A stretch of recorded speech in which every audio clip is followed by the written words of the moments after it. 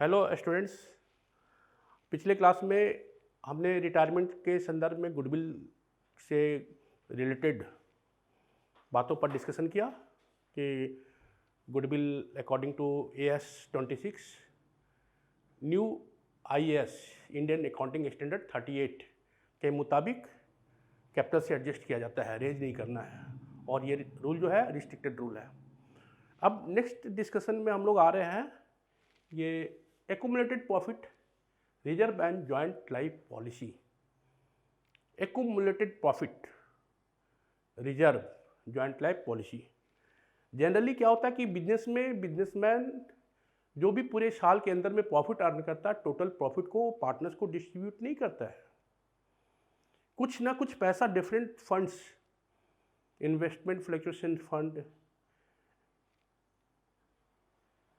Workman compensation fund, reserve fund, sinking fund के तौर पे कुछ ना कुछ रखता है। आने वाले फ्यूचर में बिजनेस में कोई नया प्रोडक्ट तैयार करना है तो उसके लिए फंड का जरूरत होगा, मशीन का जरूरत होगा, तो उस फंड को हम लोग यूज करेंगे।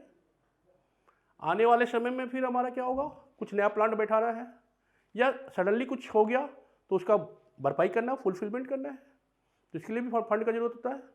तो फंड क्या है, what is fund, what is fund, what is reserve fund, what is general fund, any fund. Reserve is a part of profit, fund is a part of profit. लाभ में से बचाया हुआ राशि, हम लोग लाभ में से कुछ पैसा अलग रिजर्व करके रखते हैं, जिसको कॉमन भाषा में बोलते हैं सेविंग।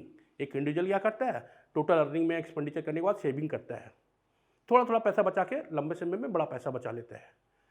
तो उसी तरह से फर्म भी ऐसे ही करती है कि प्रॉफिट से कुछ पैसा निकाल के रखती जाती है।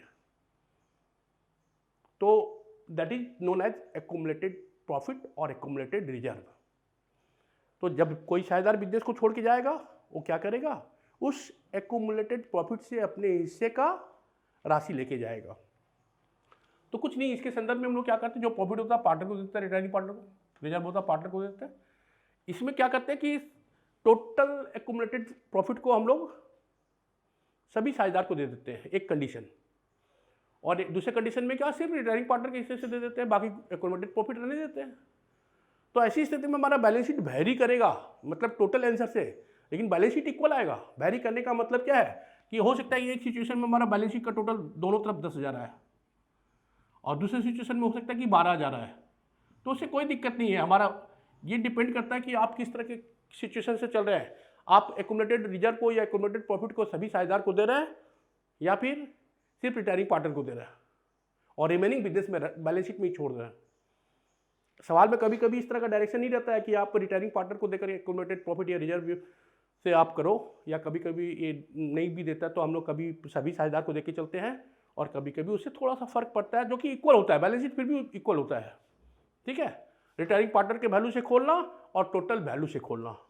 अगर हम लोग टोटल वैल्यू से खोलेंगे तो सभी साझेदार को देंगे तो हमारा बैलेंस शीट का टोटल ज़्यादा आएगा, और सिर्फ रिटायरिंग पार्टनर के वैल्यू से करेंगे तो उसको या तो हम लोग पार्टनर्स कैपिटल में भी एडजस्ट कर सकते हैं, या फिर उतने वैल्यू से हम लोग एक्यूमुलेटेड प्रॉफिट को माइनस भी कर सकते हैं। ठीक है, ये दोनों सिचुएशन आता है, तो इस पर क्वेश्चन डायरेक्शन अगर नहीं देता तो हम लोग कुछ भी जजमेंट कर लेते हैं। ठीक है, तो अगर प्रॉफिट को हम लोग पार्टनर्स को बांटते हैं तो क्या करते हैं, रिजर्व को बांटते हैं तो क्या करते हैं।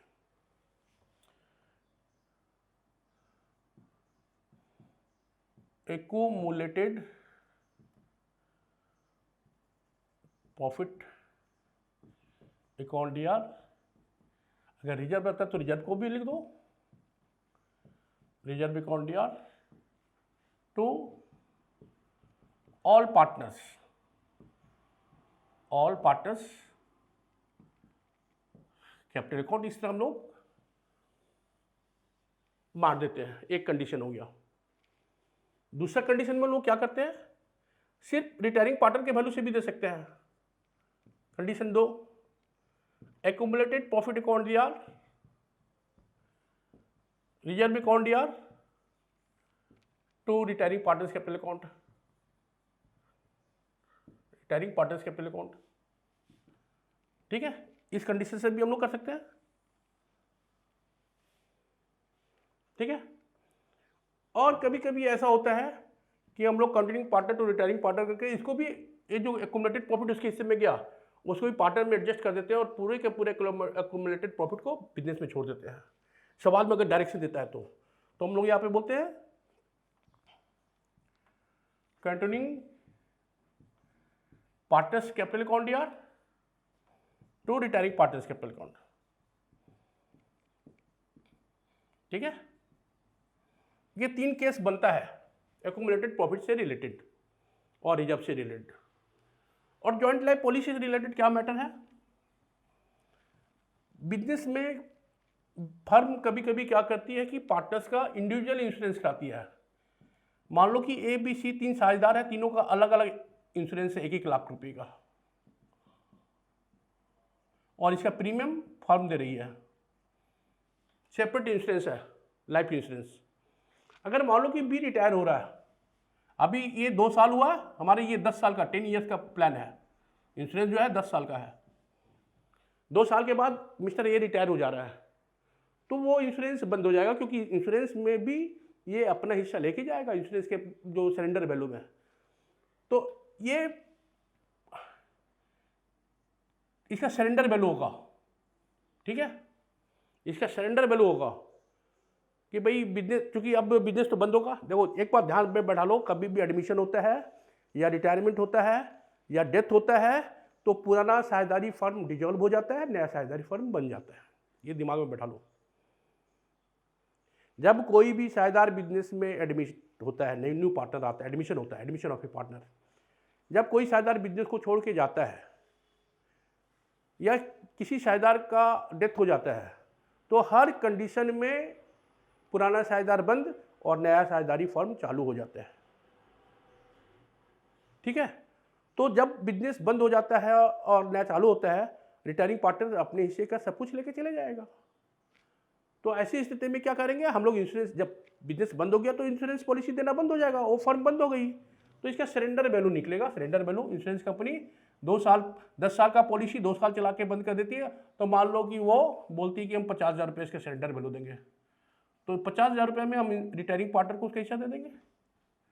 तो इसको हम लोग इस तरह से भी चल सकते हैं, जॉइंट लाइफ पॉलिसी अकाउंट या to all partners capital account, joint life policy account या to retiring partners capital account, इस तरह से भी हम लोग चल सकते हैं। ठीक है, तो ये जॉइंट लाइफ पॉलिसी और एक्यूमुलेटेड प्रॉफिट से रिलेटेड मैटर है। ये सब मैटर बहुत खास इंपॉर्टेंस नहीं रखता, ये आप सवाल जब बनाएंगे तो बहुत अच्छे से समझ जाएंगे। Thank you.